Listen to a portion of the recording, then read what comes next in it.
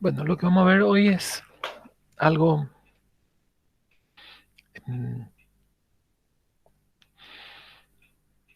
relativamente sencillo. El- la definición formal de la máquina de Turing. Como le había dicho, nosotros no vamos a ver eh, grandes máquinas de Turing para, para demostrar, porque la demostración va directamente eh, como el PDA, ya que tiene, perdón,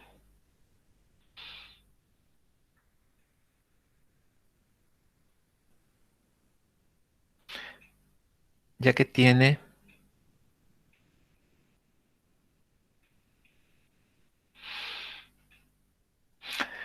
ya que tiene la misma, la misma forma de plantear a nivel de configuración, que es lo que vamos a ver ahora.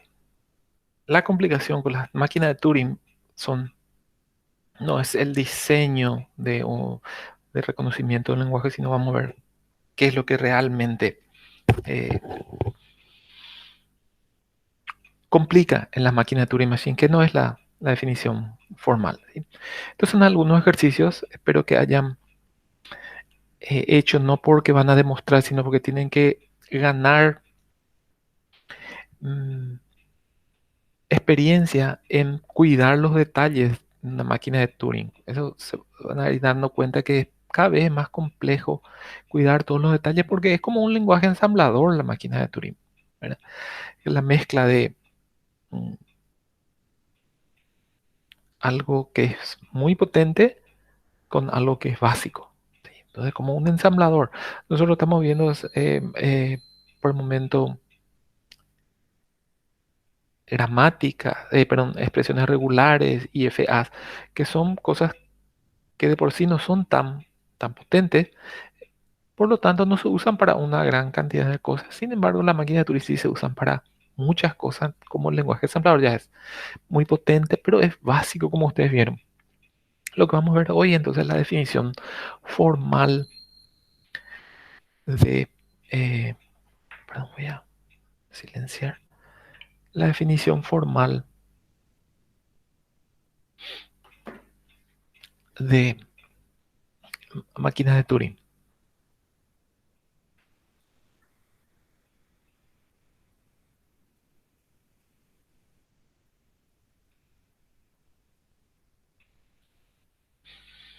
Ok.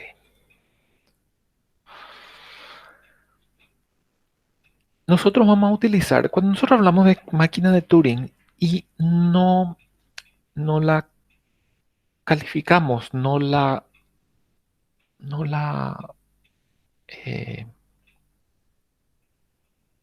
ponemos un adjetivo, cuando decimos máquina de Turing nomás, estamos hablando de esta máquina de Turing.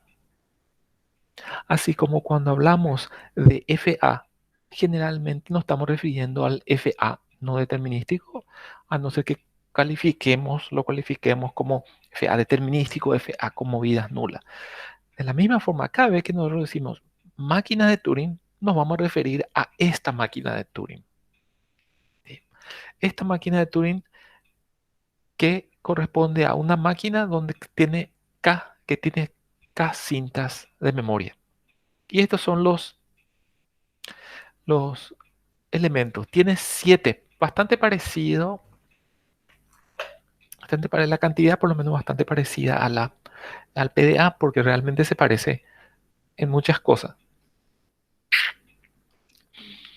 Tenemos nuestro conjunto finito de estados, nombres de estados, tenemos nuestro alfabeto de entrada, tenemos el alfabeto de memoria. Se supone que toda la memoria, todas las cintas, las K cintas trabajan con el mismo alfabeto. No vale la pena tener alfabetos separados para cada cinta de memoria. Eso no significa que yo no pueda tener alfabetos separados para diferentes. Lo que se hace es mezclar, entonces todo va a ser una unión de todos eh, los los alfabetos en un único alfabeto. De hecho, a veces inclusive se hace otra vez la unión de los alfabetos de memoria con el alfabeto de entrada. No hay que complicarse con incluir más símbolos dentro de los alfabetos, porque si no se usan, no se usan nomás. No está de más en este caso. Sí, muchas veces eh, van a encontrar que quieren poner un alfabeto de entrada diferente completamente al alfabeto de memoria, o que quieren usar para una memoria, quieren usar un alfabeto y para la otra memoria otro alfabeto y para la otra memoria otro alfabeto. Pongan nomás los tres símbolos los símbolos de los tres alfabetos en uno solo y se utiliza algo unificado, simplifica más. ¿Cómo funciona la delta? ¿Cómo funciona la delta? Y la parte que está coloreada es la que es diferente respecto de los eh, del PDA. Primera cuestión, la delta tiene que excluir a los estados finales. ¿Sí? No puede haber un arco saliente de un estado final. Es una máquina de Turing inválida al tener un arco saliente. Primera cosa que hay que notar.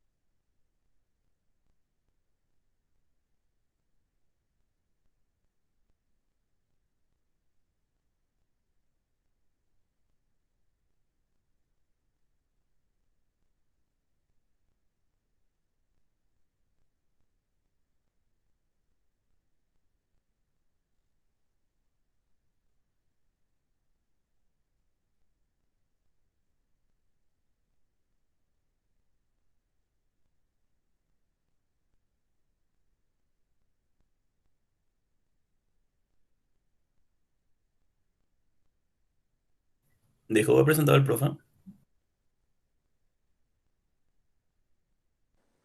No, está la reunión para eso.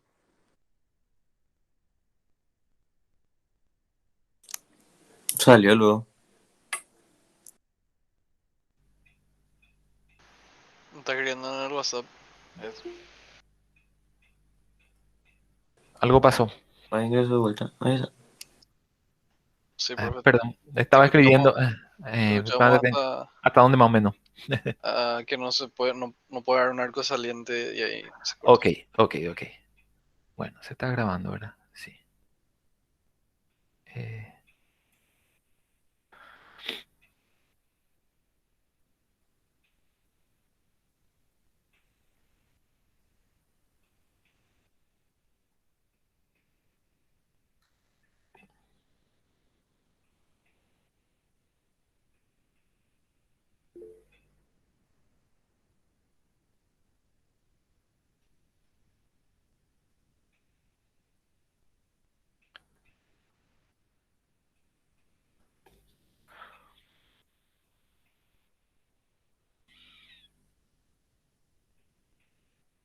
ah, ya. Ya murió. Digo, bueno,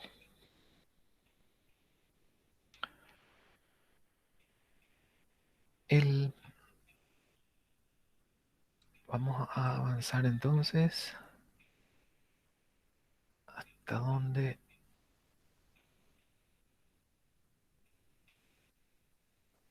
Ahí está. Nuestra, nuestra función de siguiente estado.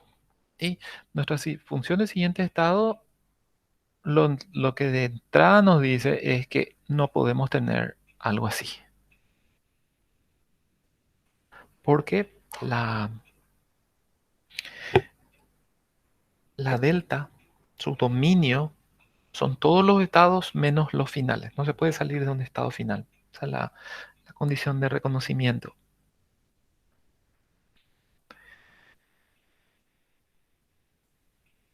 Lo siguiente que viene es el símbolo bajo el cabezal de entrada. Y la última condición son K símbolos bajo las K cintas. Eso vamos a ver como una cadena.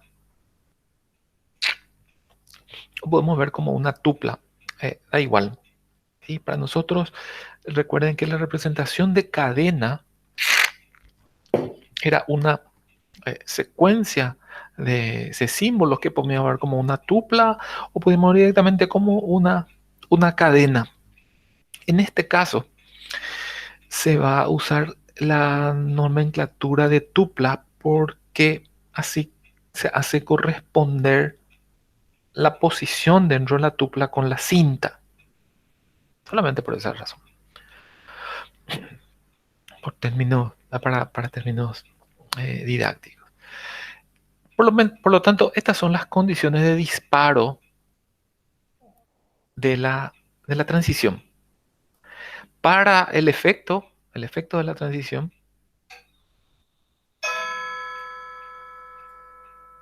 lo que se tiene es lo siguiente.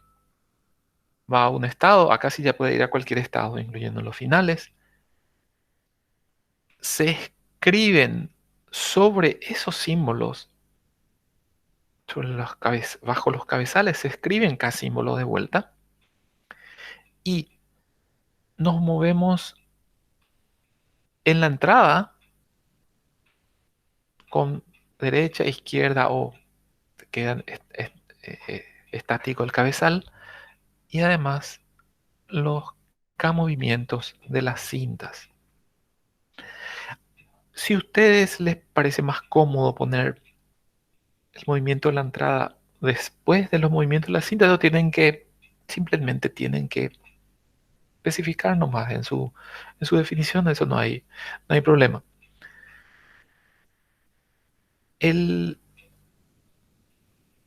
Acá no está especificado, acá apenas está dando la estructura del dibujo, no está dando nada del funcionamiento, ¿sí?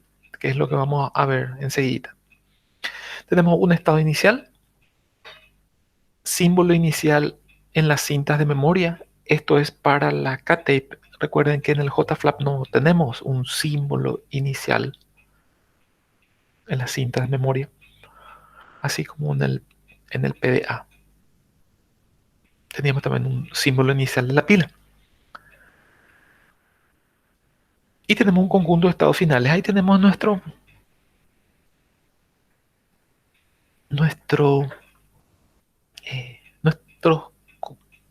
elementos dentro de la definición formal del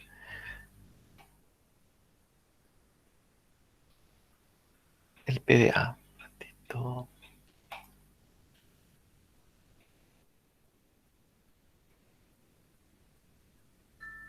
Estoy viendo la planilla, tengo que hacer esa sumatoria también.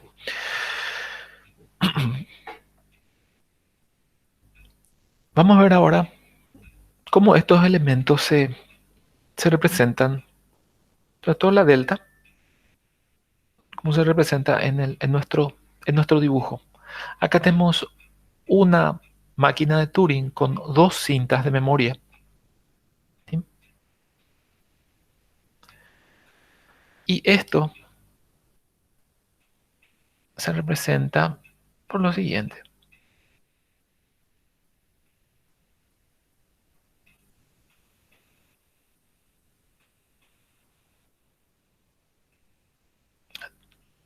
Tres cintas de memoria tenemos.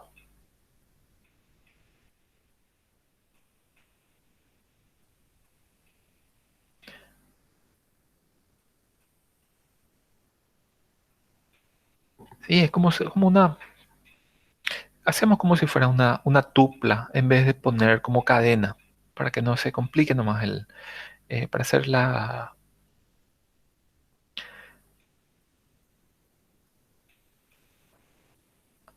relación más fácilmente. ¿Sí? Según lo que hacemos acá es escribir los símbolos Z0DA, movernos a la derecha en la entrada y movernos de esa forma en la cinta de memoria. Esa es la idea. Repito, acá se pudo haber puesto así.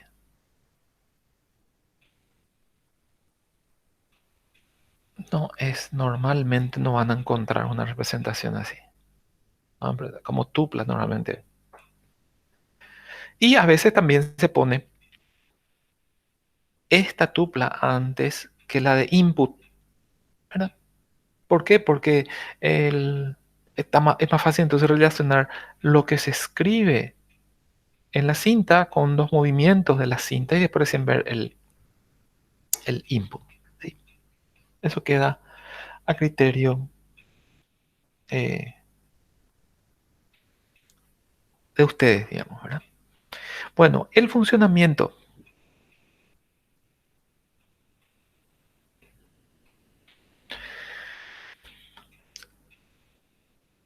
Cuando nosotros teníamos el funcionamiento del PDA,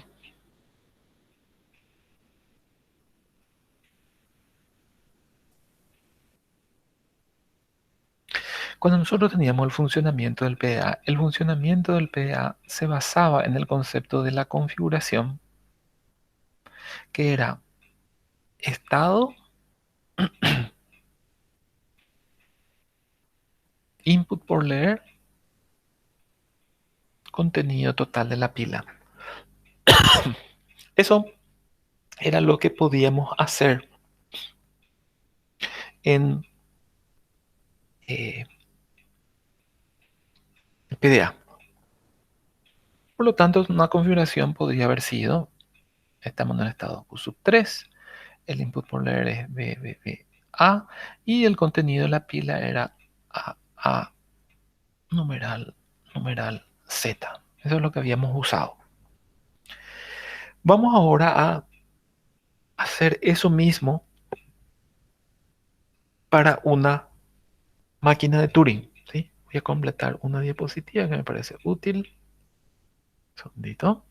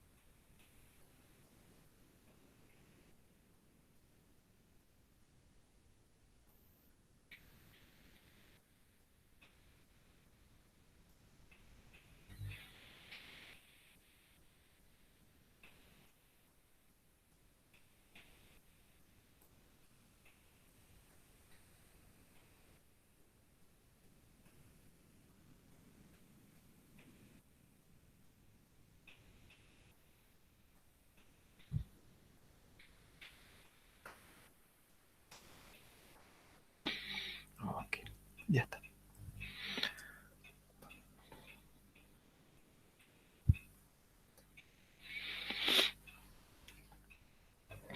Vamos a analizar eh, el concepto de configuración para máquina de Turing para que se vea eh, la complejidad. En este caso, tenemos una cinta de entrada y dos cintas de memoria. K vale 2 acá. Si nosotros queremos hacer la configuración similar a la que tenemos en el PDA, similar a la que tenemos en el PDA, entonces tenemos una cuestión muy, muy importante. Podríamos pensar que una configuración posible está formada por el estado Q, input por leer V, V, V, A y contenido de todas las cintas.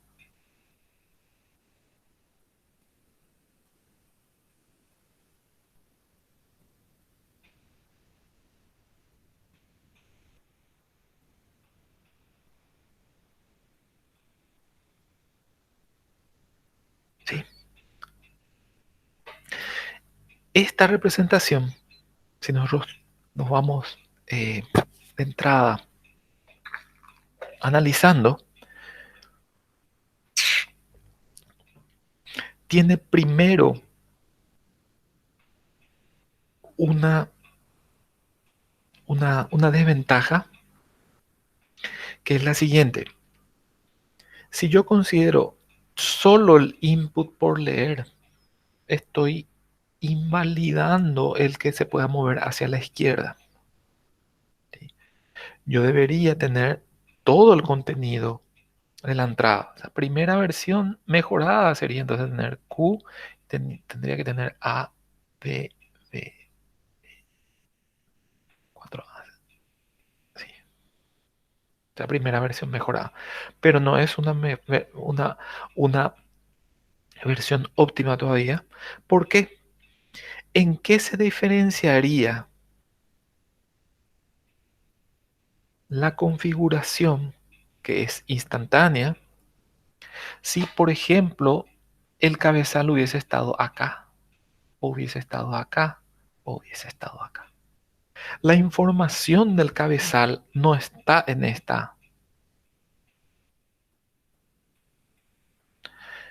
configuración y sí debería estar en esa configuración.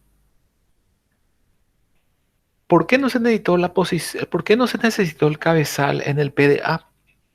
Y en el PDA no se necesitó el cabezal porque el cabezal siempre estaba acá, digamos, siempre estaba en el input por leer y porque lo único que era visible era el tope de pila.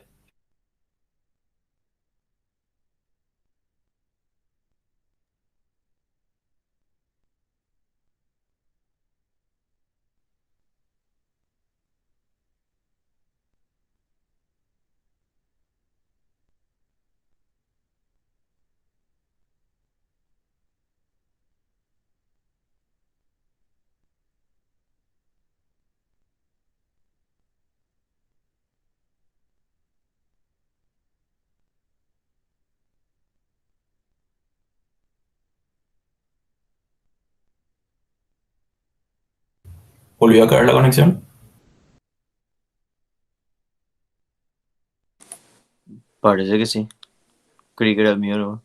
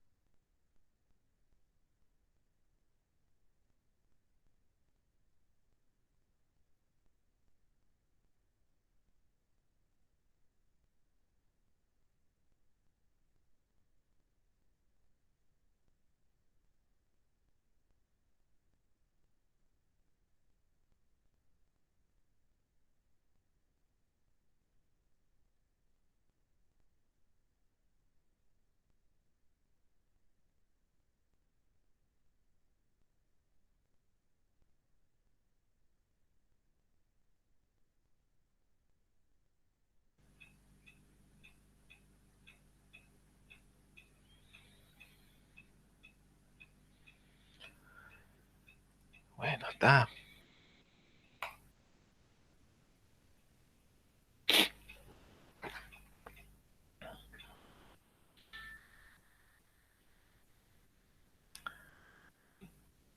Está con drama. Vamos a ver si un corte más ya se complica demasiado para la, para la clase. Conviene nomás que yo grabe mi escritorio y suba eso después. Bueno.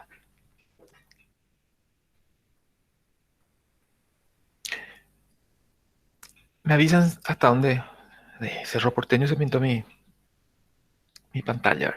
¿Verdad? La idea es que los cabezales, la información de los cabezales se necesita para la configuración. No se puede prescindir de los cabezales. Entonces, ¿cómo vamos a indicar los cabezales?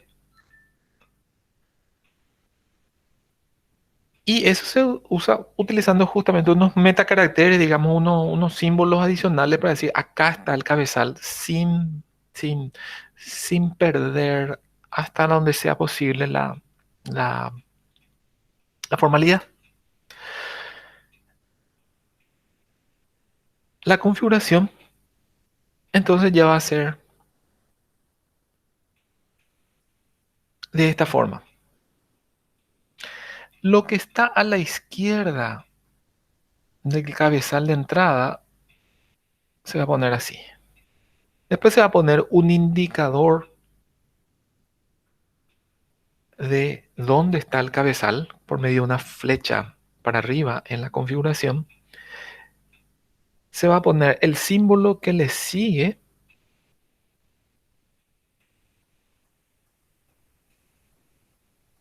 Entonces lo que está bajo el cabezal. Y después el resto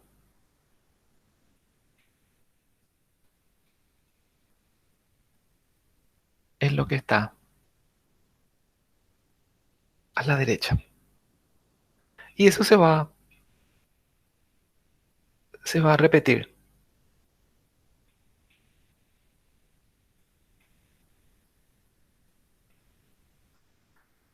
Acá lo que tenemos a la izquierda, la primera cinta de memoria es Z0, acá es Z0B.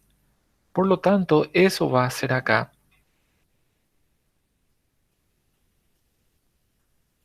Acá, Z0, Z0B. Que correspondería a alfa 1 y a alfa 2. Después lo que está bajo el cabezal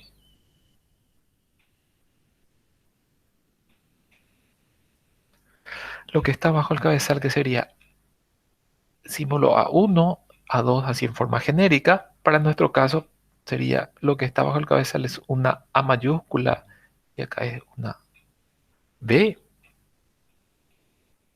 que corresponderían a esto. Y después tenemos lo que está a la derecha.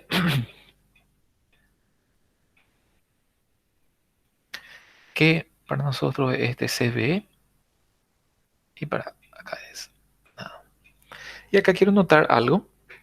Que son beta 1 y beta 2.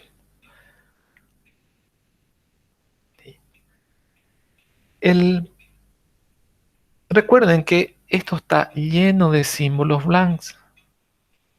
Si a veces necesitamos cuando está a la derecha, la cabeza está completamente a la derecha, no hay nada ni bajo el cabezal, entonces ahí hay que poner un blanco, hay que poner así.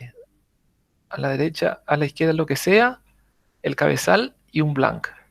¿Sí? Eso significa que está en el extremo derecho de la cinta. Esta es una notación cómoda, no es una notación así.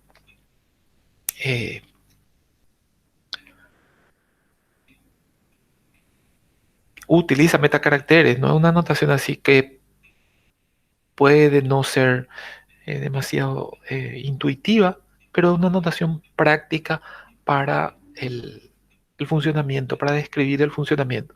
Por lo tanto, tenemos siempre entonces que en la configuración, cuando hablamos de las cintas, ya sea de entrada o de memoria, tenemos una parte que está a la izquierda del cabezal, después se indica el cabezal y el siguiente símbolo está bajo el cabezal y después tenemos lo que está a la derecha. En base a eso, en base a eso, podemos dibujar el funcionamiento. Acá lo único que definimos es la configuración. Ahora vamos a definir el funcionamiento en lo que respecta, por ejemplo, a la cinta de entrada.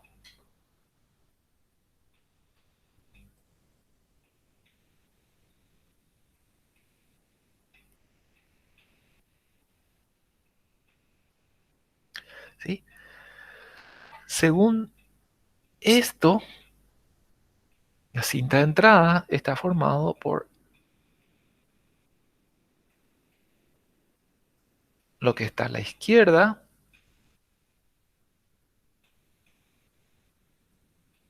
lo que está bajo el cabezal y lo que está a la derecha. Después del movimiento, tenemos lo que está a la izquierda, lo que está bajo el cabezal y lo que está a la derecha. ¿Sí? Ahora, ¿qué queda después de la transición a la izquierda, bajo el cabezal o a la derecha?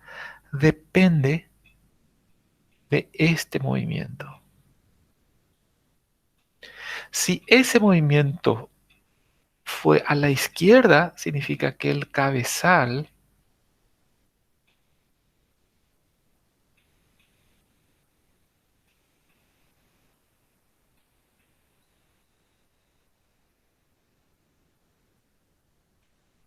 se movió a esa posición. ¿Sí? Significa que se movió a esa posición. En realidad debería poner eso fuera de las... Vamos a ver si puedo borrar.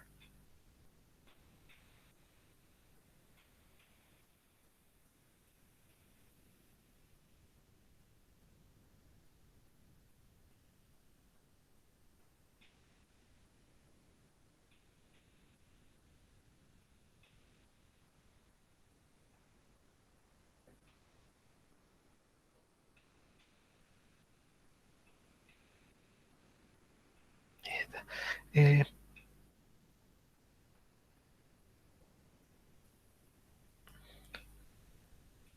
Ahora sí. Acá sigue estando la X, acá sigue estando la Y y acá sigue estando la Y. Lo que tenemos es que cuando se movió el cabezal a la izquierda, lo que queda acá tiene que ser la X', lo que está, perdón, bajo el...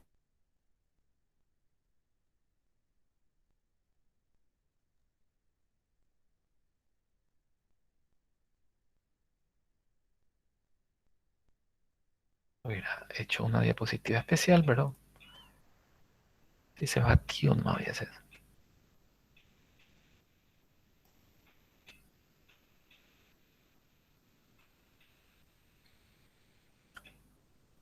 Todo lo que está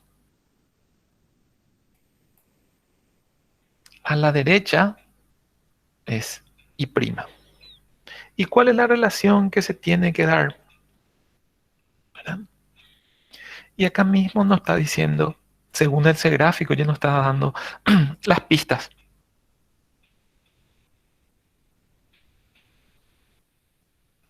Esto es lo mismo. X es X'.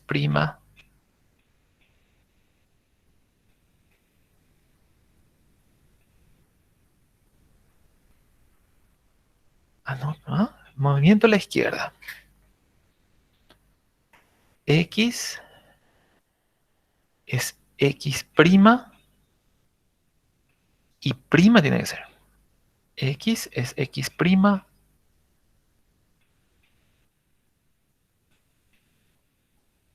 y prima. ¿Sí? Lo voy a corregir ahora mismo.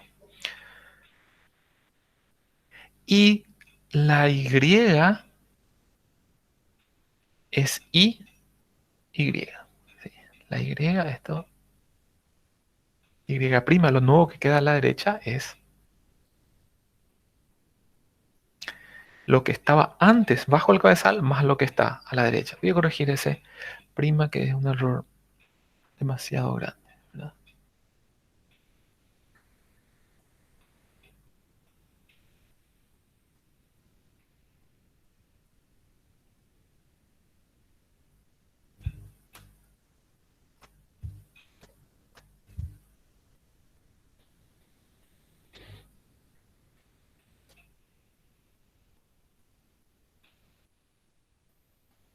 Ok.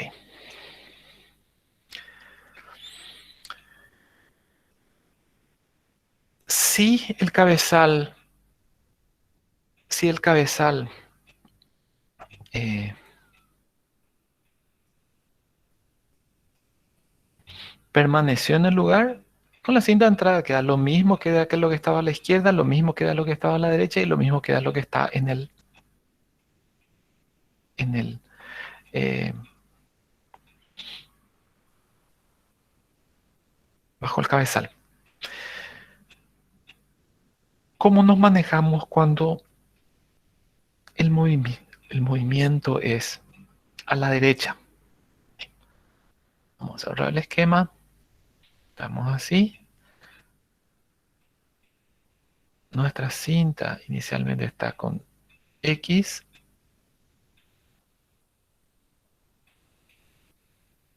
Y estamos acá. Y se mueve acá. Acá sigue estando. Esto sigue siendo X. Esto sigue siendo Y. Y esto sigue siendo Y. El tema es que los primos son los que ahora son complicados. Esto es X', lo que queda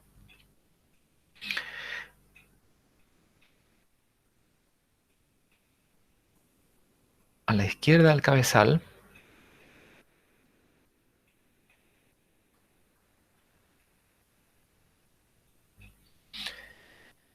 Esto es Y', lo que queda abajo del cabezal.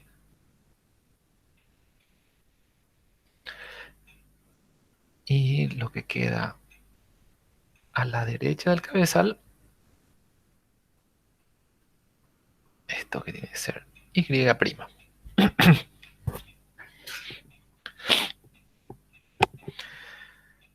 Con esas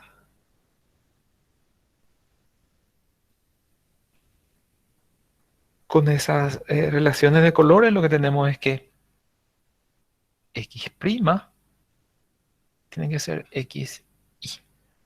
Si lo que ahora está a la izquierda, si se movió a la derecha, lo que está a la izquierda se incrementa con Y también ya. Y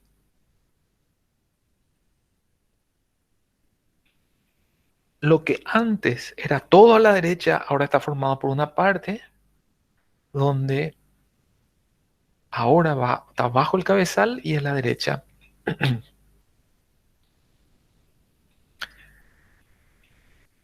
A la derecha, como que se achicó, digamos, ¿sí?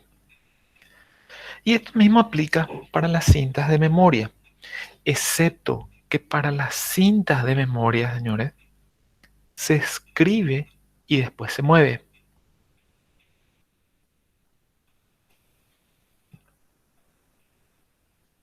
Entonces ahí tenemos un poquitito más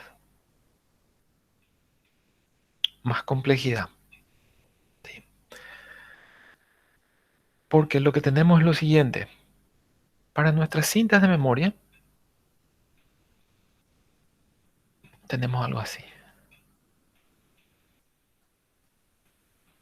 Alfa, A, beta. Y tenemos nuestro cabezal acá.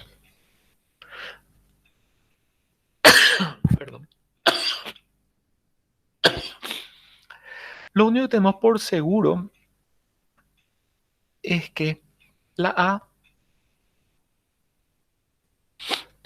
vamos a poner acá alfa 1, voy a ponerle para no hacer genérico.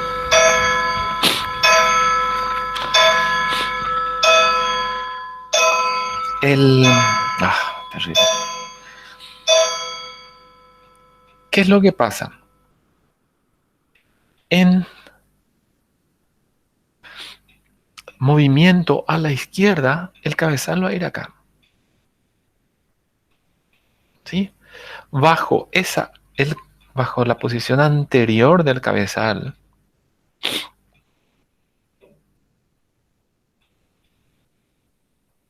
se escribe un beta 1 y se mueve a la izquierda. Eso es lo que tenemos. ¿Sí? Ok.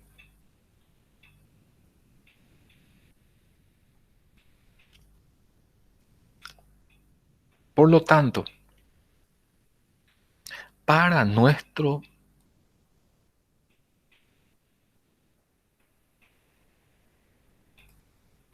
nueva configuración, lo que está a la izquierda del cabezal ahora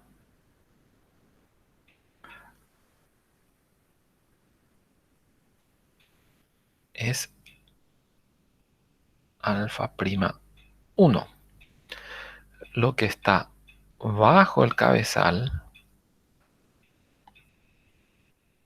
es A1 prima. Y lo que está a la derecha del cabezal, todo esto es beta 1 prima para la nueva configuración. ¿Cuáles son las relaciones entonces entre las cadenas? Alfa es alfa prima más A prima, esta relación. Y beta prima, esto está formado por B más la beta anterior. Entonces, muy parecido a la cinta de entrada, solamente que tenemos que tener en cuenta ahora que se movió, se escribió algo y después se movió. Es como el lenguaje ensamblador, señores. Sí, puede ser que sea muy básico, muy complejo, o sea, pero es muy básico, muy básico, muy atómico, así, move nomás, ¿verdad? Pero acá también están metidas todas las reglas que habíamos visto. Acá patente es que primero escribe y después se mueve, porque si se hubiese movido primero y después hubiese escrito, acá hubiese aparecido, cambiar, acá hubiese aparecido el B1 y acá hubiese quedado todavía 1. Sí, y eso está, aunque no parezca, está metido acá. Sí. Y también se da lo mismo para los otros casos. ¿Sí? Cuando se quedó, lo único que hizo es lo que está a la izquierda sigue siendo lo que estaba antes, lo que está a la derecha sigue siendo lo que estaba antes, lo único que cambió es lo que está bajo el cabezal. Eso nomás. Conviene hacer también para la derecha como ejercicio. El uso es sencillo. Se tiene una configuración inicial.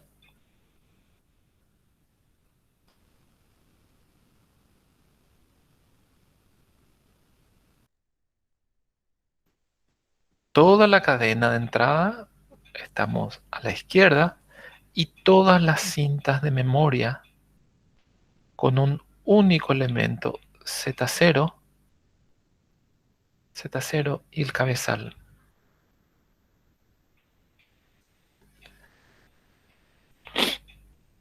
En esa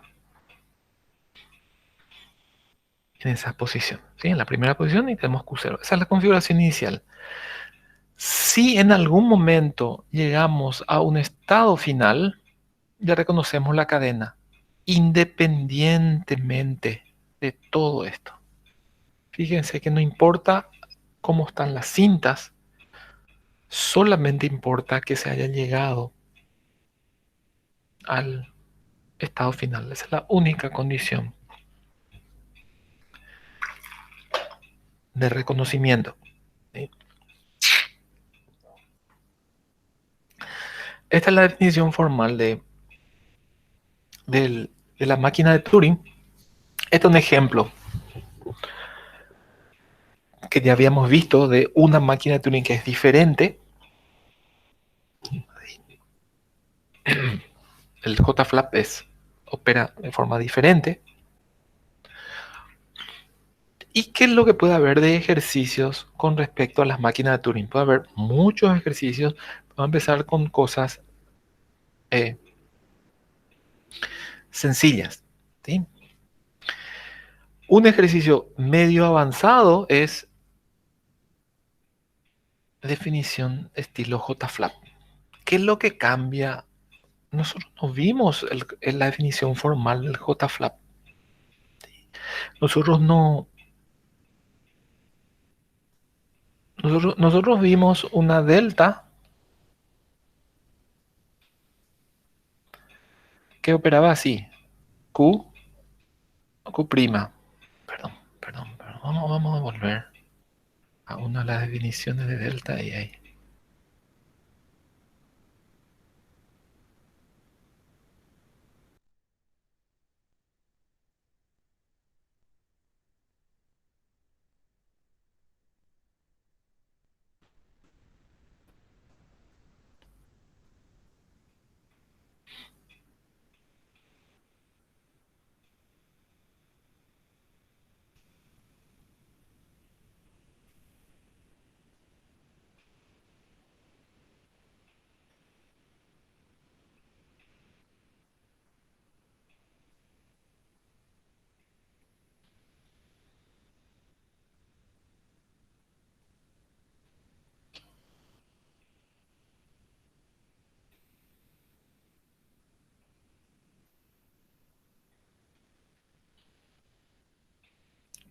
B, se escribe una D y se mueve a la izquierda.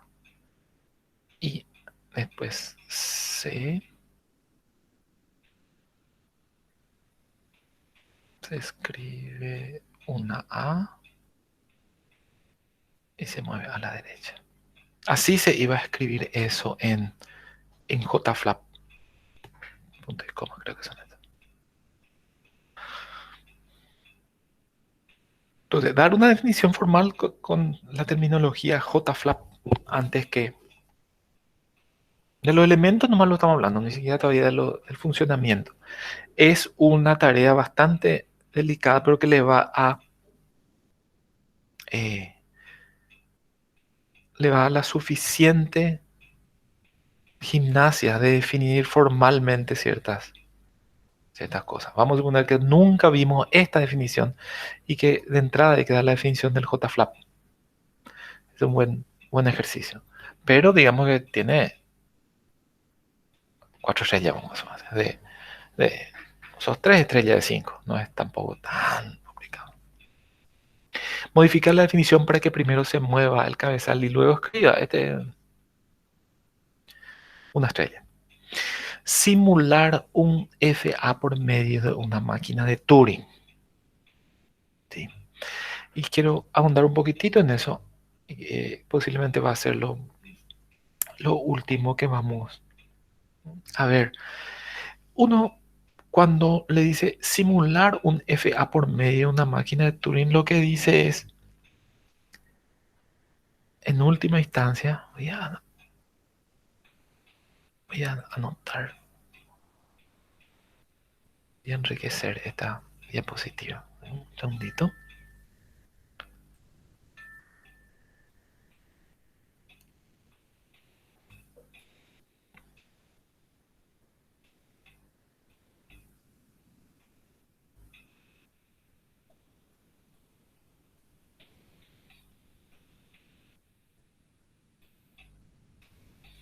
En realidad tiene que ser DFA.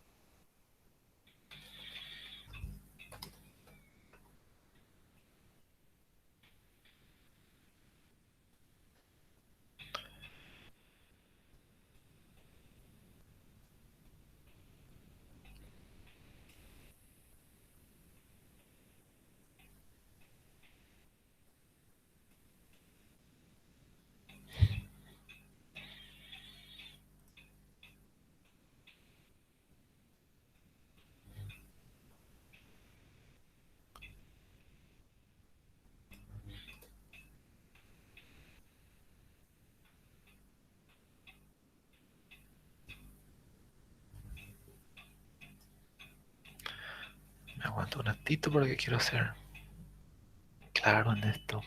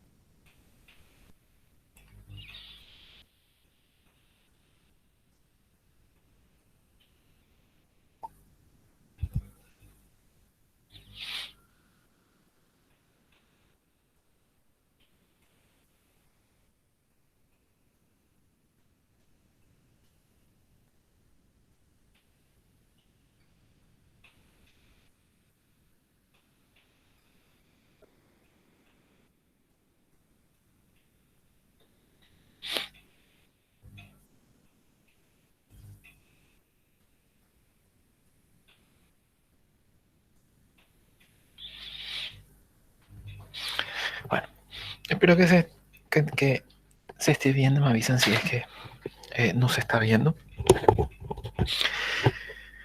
¿Qué es lo que significa simulación de un DFA por medio de una Turing Machine? ¿Qué es lo que está eh, qué es lo que está detrás? ¿Cómo se escribe formalmente? Es decir, simular un DFA por medio de una Turing Machine. Significa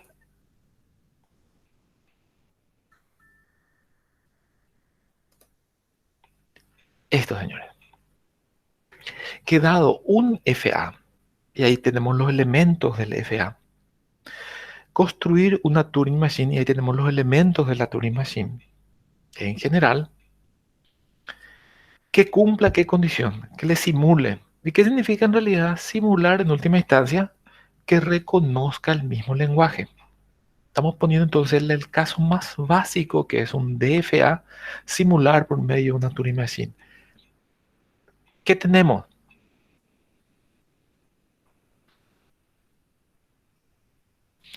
Que lo que necesitamos es, a partir del dibujo de un DFA,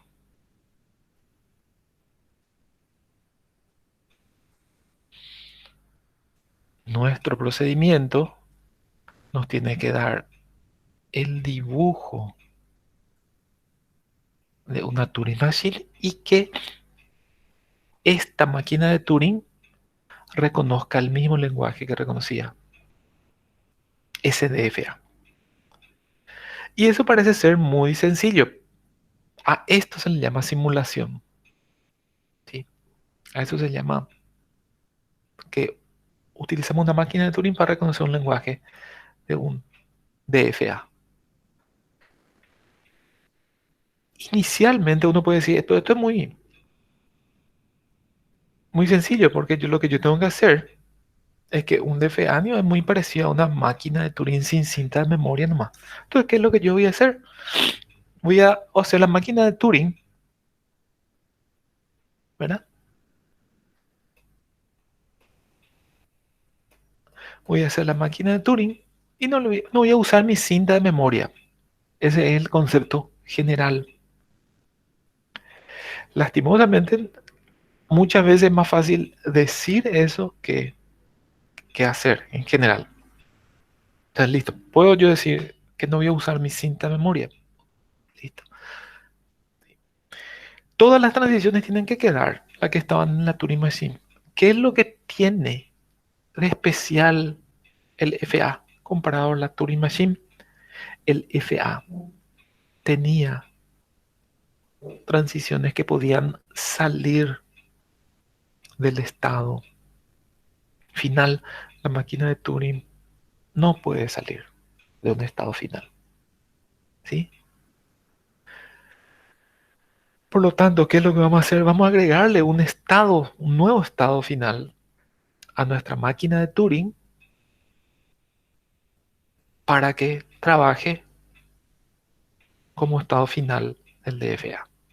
Por ejemplo, si nosotros teníamos nuestro DFA famoso a la 2n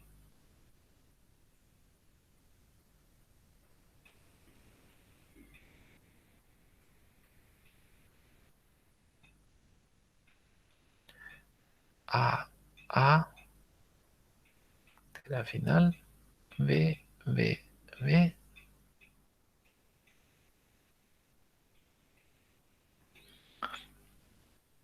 Si este es nuestro FA,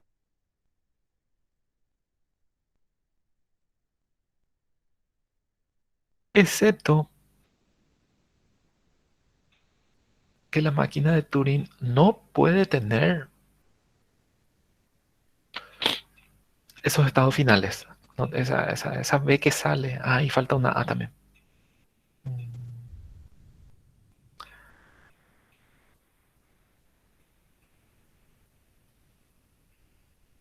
Acá falta una A. Excepto que no puede salir de esos estados finales y aparte tiene que trabajar con cintas de memoria y movimientos. ¿Sí? Cosa que no hace el DA. Lo que se va a hacer entonces es agregar un estado que sí va a ser final. No van a ser finales estos.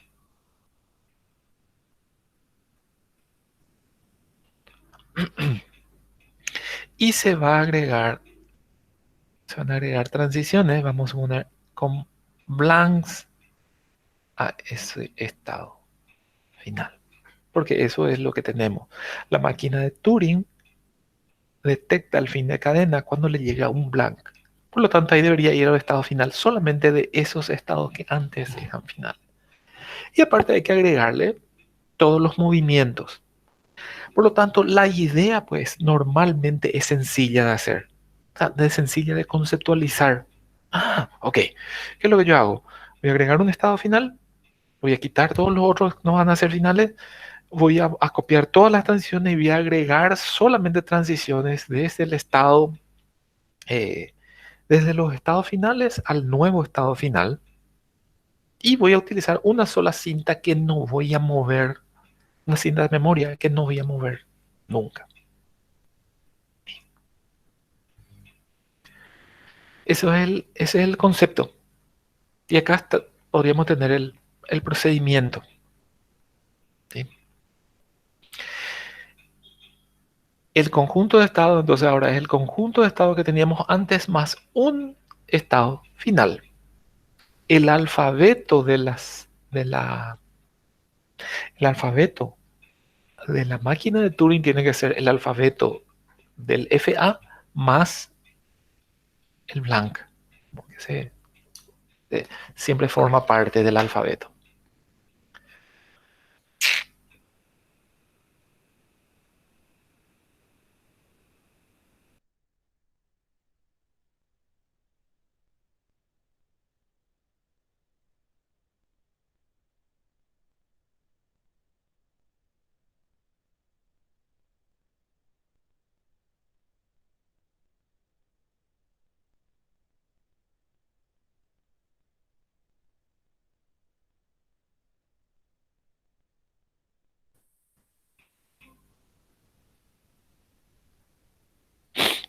Ah, la pucha.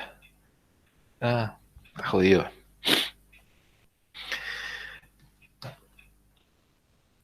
No sé hasta dónde se escuchó, digamos, pero que en este paso lo que se hace es, se copian todas las deltas.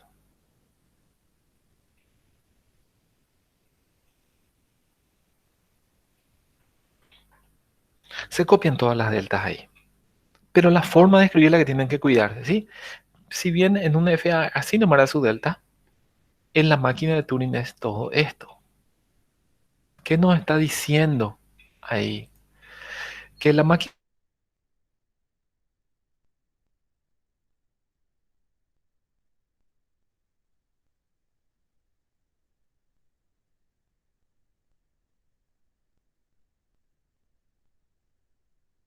Bueno,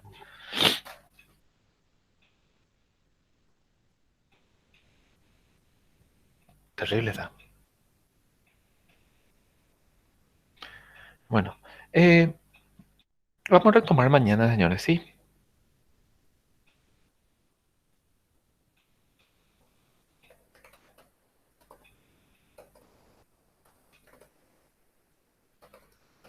Profe, no sé si esto queda de corrido igual en la oración. Voy a verificar ahora, supongo que sí.